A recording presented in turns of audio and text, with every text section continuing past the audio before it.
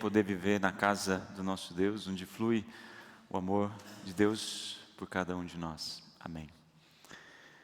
Cumprimento também quem está nos assistindo, que possa ser um momento especial de reflexão, de consolo, de ânimo, de incentivo na palavra do Senhor. Nessa manhã a gente lembra, mas também nós iniciamos dentro desse momento na vida da igreja, o que a gente chama de Pentecostes. Esse é um momento único na vida da igreja porque ele nos leva a olhar para o Evangelho, ser movidos por essa boa nova do Senhor que é misericordioso, que é bondoso, que é paciente e que cuida de nós em todos os momentos. Pentecostes também ele nos conduz a não só abrir a nossa mente para que a mensagem ela seja compreendida e seja entendida, mas ela faz com que a nossa pregação e o nosso testemunho apontem justamente para aquilo que precisa apontar. Pentecostes é sobre Jesus. Pentecostes revela Jesus Cristo na sua morte e ressurreição. É claro que essas festas da igreja, Pentecostes como Advento, como Epifania, elas talvez na rotina da nossa vida elas sejam um tanto complicadas, né? Se de repente vocês estivessem conversando com alguém conhecido e ao longo dessa semana, mas o que é Pentecostes? O significado disso? Ou de repente vocês estão cantando uma das canções que a gente hoje iniciou, Vem Espírito Divino. De repente a pessoa fique um pouco interessada em saber aquilo que vocês estão cantando e por que vocês estão cantando isso. Mas não somente isso, de repente pode ser questões muito mais básicas e fundamentais da nossa fé. De repente alguns vão perguntar, mas o que é o Evangelho? Pentecostes aponta para o Evangelho, mas de repente alguém vai perguntar, mas o que é o Evangelho? O que ele nos ensina? Que resposta a gente poderia dar para todas essas perguntas? Eu quero convidar agora, nessas próximas semanas, a gente fazer uma caminhada juntos. A gente vai fazer uma pequena série de mensagens sobre o Evangelho em 7 palavras. Depois eu explico um pouquinho o sentido das 7 palavras.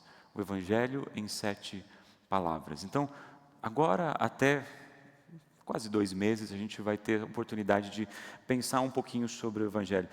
E essa ideia desse tema veio de um artigo que eu estava lendo esses dias, de um autor, de um pastor, Will Campbell. Ele compartilha como um amigo pediu para que ele explicasse de forma sucinta e clara aquilo que ele acreditava. Ele falou assim, seja simples. Em 10 ou menos palavras, me fale daquilo que você crê. Interessante.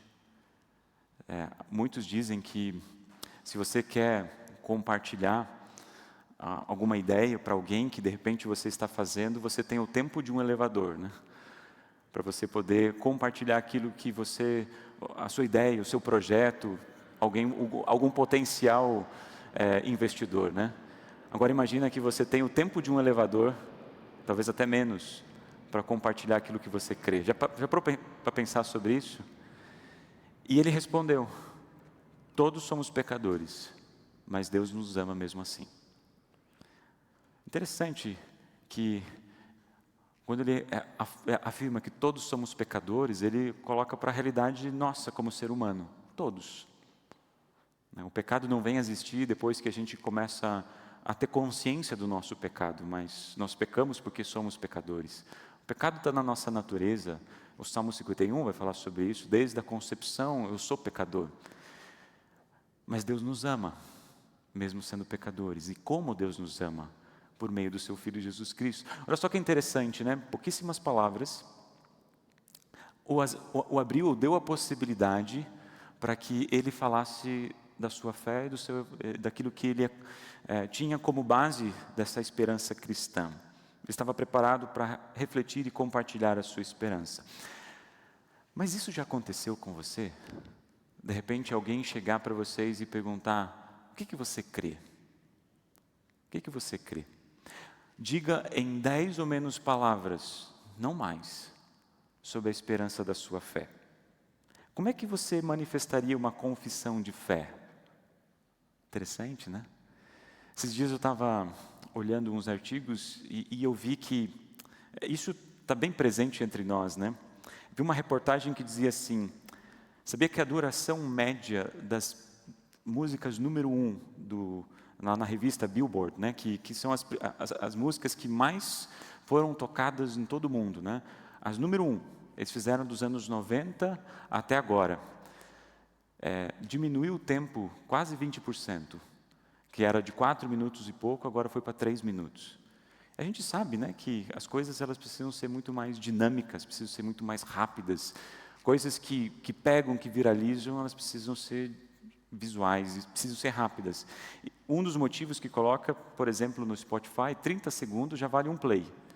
No TikTok, 15 segundos. Então, quanto mais play, mais repetições, mais dinheiro. Ali tem uma razão. Mas a gente sabe que cada vez mais parece que está sendo direto, objetivo, claro.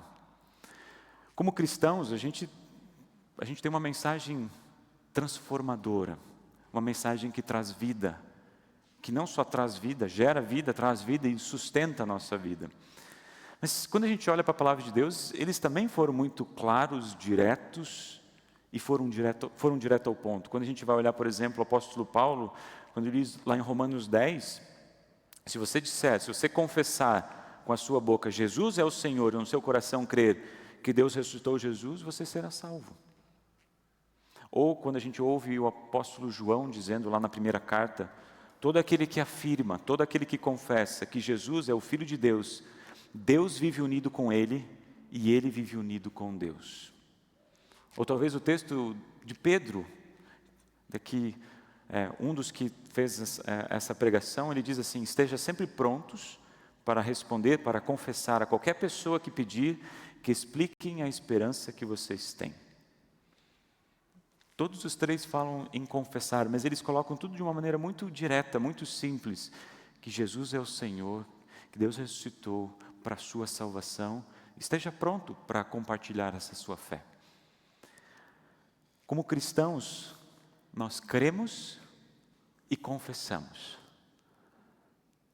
Ou seja, a vida cristã não é apenas o receber informações, ou ter o conhecimento da vida cristã, mas é como manifestar isso de uma forma clara para as pessoas que estão ao nosso lado.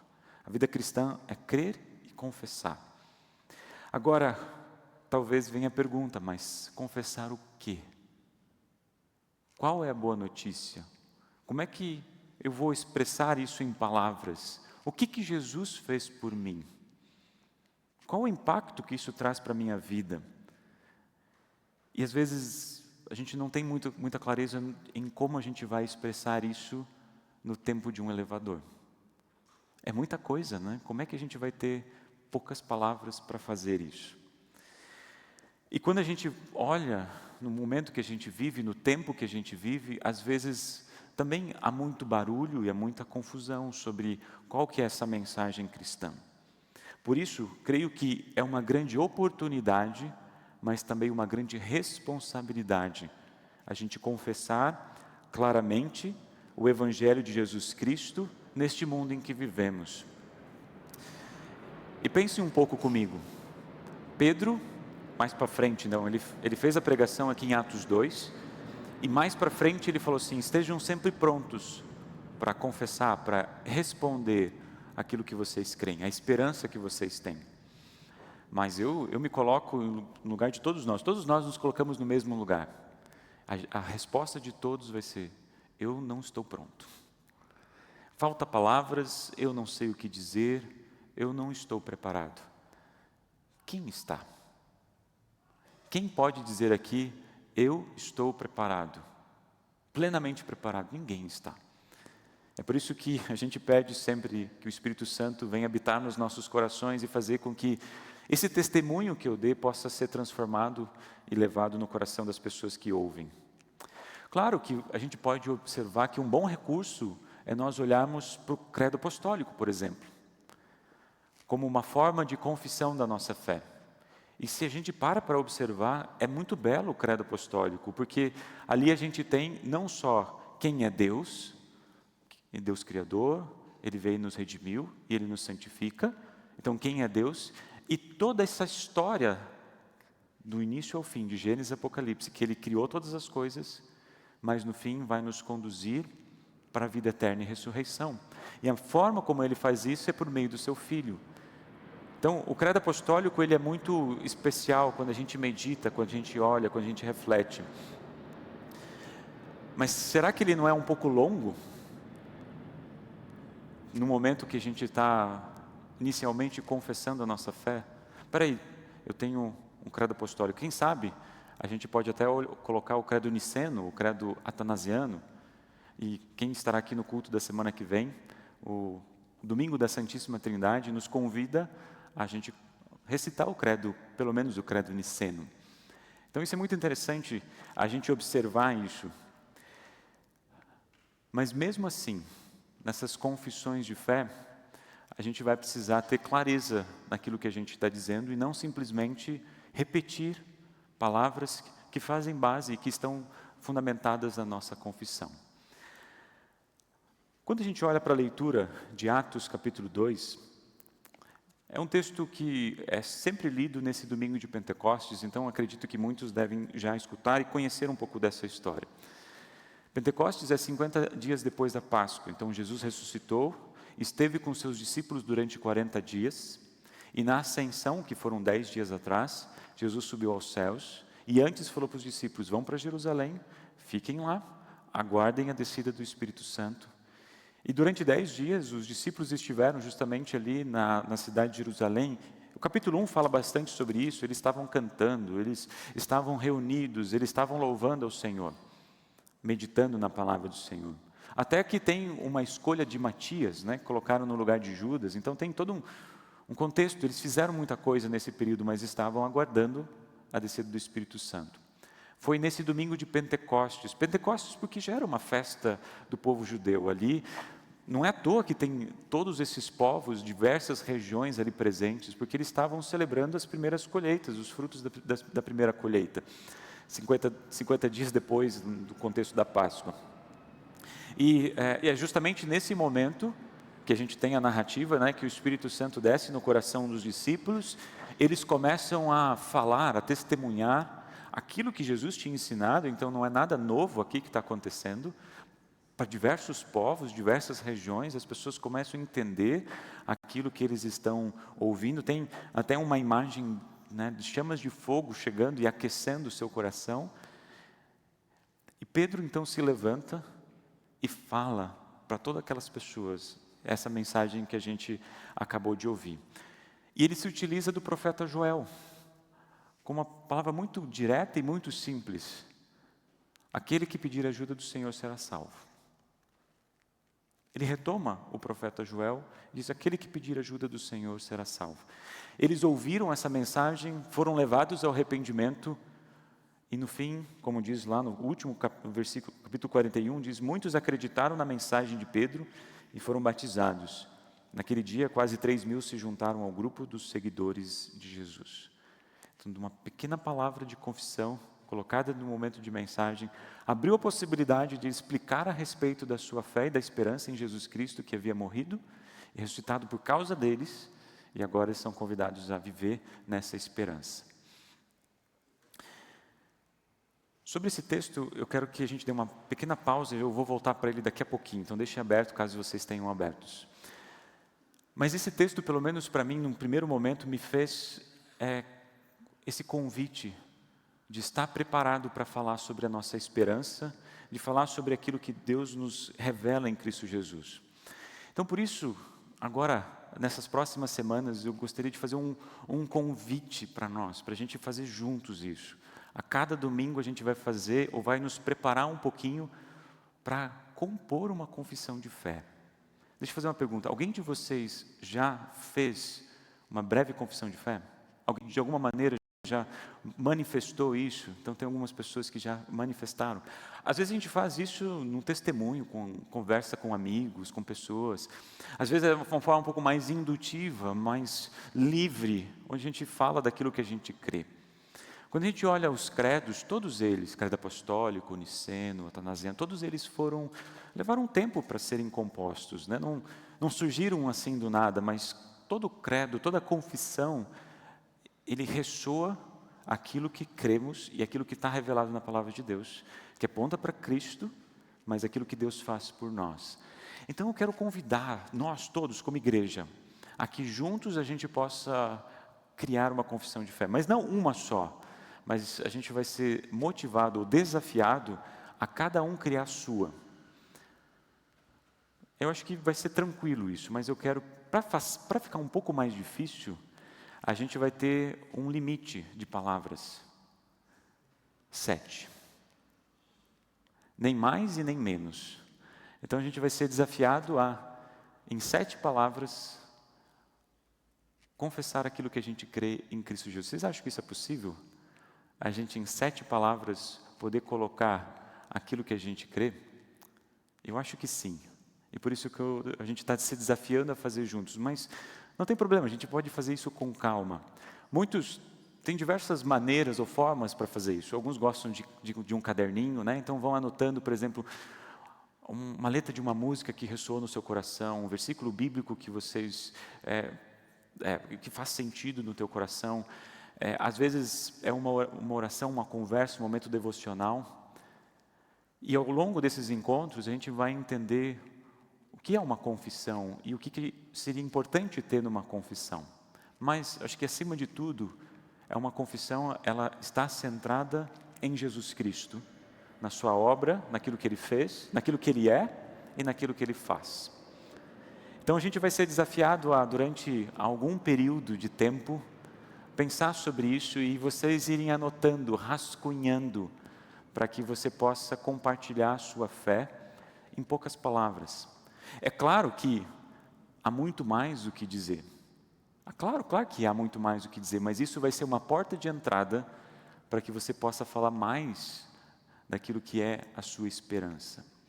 Gerar interesse também para que isso represente aquilo que você tem no seu coração, que foi colocado pelo Santo Espírito. E o impressionante, eu acho que vai ser muito significativo, a gente vai ter dezenas e dezenas de pequenas confissões de fé, e no futuro próximo a gente vai explicar como a gente vai compilar todas elas, para que aquilo que de repente é minha expressão de confissão de fé, você possa se apropriar, ou eu possa me apropriar daquilo que seja a sua confissão de fé, para que a gente possa ter dezenas e dezenas de pequenas confissões de fé. O que a gente vai perceber no final? Já antecipando um pouquinho o final. A gente vai perceber o quão rico, o quão simples e o quão profundo é a palavra do Senhor. Vocês querem fazer esse desafio comigo, juntos? Vamos pensar no Evangelho em 7 palavras. E como a gente pode colocar isso em prática. Voltando para o texto, essa pregação de Pedro nos ajuda a pensar. Quem pedir a ajuda do Senhor será salvo. Pequenas 7 palavras que a gente pode usar como confissão da nossa fé. Agora, isso vai fazer, quando a gente pensa numa confissão de fé, a gente vai precisar, mas aonde que essas palavras foram ditas e em que contexto? Então vai fazer com que eu possa me aprofundar um pouquinho mais no contexto lá de Joel, quando ele disse essas palavras que depois foram ditas de novo por Pedro. Quando o profeta Joel disse essas palavras, ele falou num contexto de julgamento, do julgamento de Deus no dia do Senhor. Ele estava reforçando uma pergunta fundamental. No fundo, ele estava fazendo essa pergunta: quem pode ser salvo? E de forma muito sucinta e breve, o profeta Joel disse: quem pedir ajuda do Senhor. Quem pode ser salvo? Quem pedir ajuda do Senhor. Isso vai gerar outras perguntas, mas quem é o Senhor? Há 2 domingos atrás, a gente ficou quase o culto inteiro, a mensagem inteira, falando um pouco sobre esse termo Senhor. Interessante, né? Que aqui é a palavra grega Kyrios, Senhor, que é o termo utilizado para o Senhor no Antigo Testamento, que é Yahweh, né, o nome de Deus, que é traduzido e que é colocado em português como Senhor, Adonai também. E é interessante a gente observar que quem é Senhor? Quem é esse Senhor? Jesus? É Deus? É o Todo-Poderoso. Mas de uma maneira muito simples, olha só como a gente ouve do apóstolo Paulo dizer lá em Romanos 10, quem é o Senhor? Ele vai dizer, Jesus é o Senhor. E se você crê no seu coração que Deus ressuscitou Jesus, você será salvo. Quem pedir ajuda do Senhor será salvo. Agora a gente vai perguntar, quem é o Senhor? O apóstolo Paulo vai responder, Jesus. Se você crê que Ele ressuscitou, Deus ressuscitou Ele, você será salvo. Simples isso, né? Mais profundo. Agora vem uma outra pergunta, não só quem é o Senhor, mas o que o Senhor fez por mim? O que Jesus fez por mim? E aqui entra um aspecto que a gente precisa sempre pensar e refletir. Muitas vezes, e isso não é algo novo, Jesus ele é visto como um exemplo a ser seguido. Então eu olho para Jesus como alguém que eu vou me espelhar, como aquele que vai me trazer mensagens de sabedoria, ou até numa linguagem um pouco, está meio presente, aquele que vai me destravar, para que eu possa alcançar todos os propósitos que Deus tem para a minha vida. Percebam quando a gente olha Jesus nessa perspectiva de aquele que vai me dar coisas, no sentido físico e material, a gente perde o propósito do que Jesus fez e faz por mim. Então, é importante a gente pensar, o que Jesus fez e faz por mim? Em todo o seu ministério, em toda a sua vida, Ele vem para nos resgatar. Ele vem para nos perdoar. O próprio nome de Jesus, Ele vem para trazer perdão dos nossos pecados. Ele vem para nos trazer a vitória sobre a morte. Ele vem para nos dar vida. Ele vem para nos ressuscitar no último dia. É isso que Jesus vem fazer. E essa mensagem de Jesus, ela vem, como diz aqui o texto, ela vem primeiro para os judeus. Interessante, né? Porque eles receberam essa promessa lá no Antigo Testamento. Era o povo que estava presente, o anúncio do Messias, a expectativa do Messias. E Jesus vem dizer, olha, sou eu, estou aqui. Mas o domingo de Pentecostes, esse domingo de Pentecostes nos lembrou algo muito especial. Que essa mensagem que começou com o povo judeu, ela se espalha para todos os outros povos. Chega a todas as pessoas. Todos os que pedirem a ajuda do Senhor serão salvos. Outras palavras, todos aqueles que confiarem, que dependerem, que deixam que suas vidas sejam conduzidas pelo Senhor. Todos aqueles que pedirem a ajuda do Senhor, também nesta vida são sustentados na sua graça. Não que nessa caminhada da vida nós não teremos dificuldades, ou problemas, ou dores, ou aflições. Certamente sim, que o próprio Jesus nos adiantou. Mas aqueles que pedem ajuda do Senhor sabem para quem estão pedindo. E sabem que também esse Senhor ouve as nossas orações. O Salmo 143, que a gente leu hoje, nos ajuda a pensar sobre isso. Eu falo com Deus em oração porque Ele é bom, porque Ele é fiel e porque Ele me ouve. Ele é bom, Ele é fiel e porque Ele me ouve. Pentecostes é um momento único na vida da igreja, na nossa vida, porque Ele vem revelar que algo novo está acontecendo. Ele vem revelar que o Espírito Santo habita em nossos corações por meio da sua palavra e nos faz novas criaturas, nos dá vida. Pentecostes reflete o Evangelho de Jesus. Ele fala assim, a boa nova para você também. Então, como igreja, nós pedimos, vem Senhor Jesus, vem Espírito Divino, vem habitar na minha vida, venha revelar que Tu és o meu Senhor, venha me ajudar, venha me conduzir nos Teus passos, ilumine o meu testemunho, para que possamos encontrar auxílio em Ti. E quando nós colocamos as nossas vidas nas mãos de Jesus, quando nós pedimos a ajuda dEle, possamos ter certeza que no dia final, a resposta de Jesus para nós será: venha e habite aqui comigo. Venha, porque você terá vida e salvação. Celebre, alegre-se com aquilo que eu tenho dado, que eu tenho preparado para todos nós, para todos vocês. Amém. Nos colocamos em pé.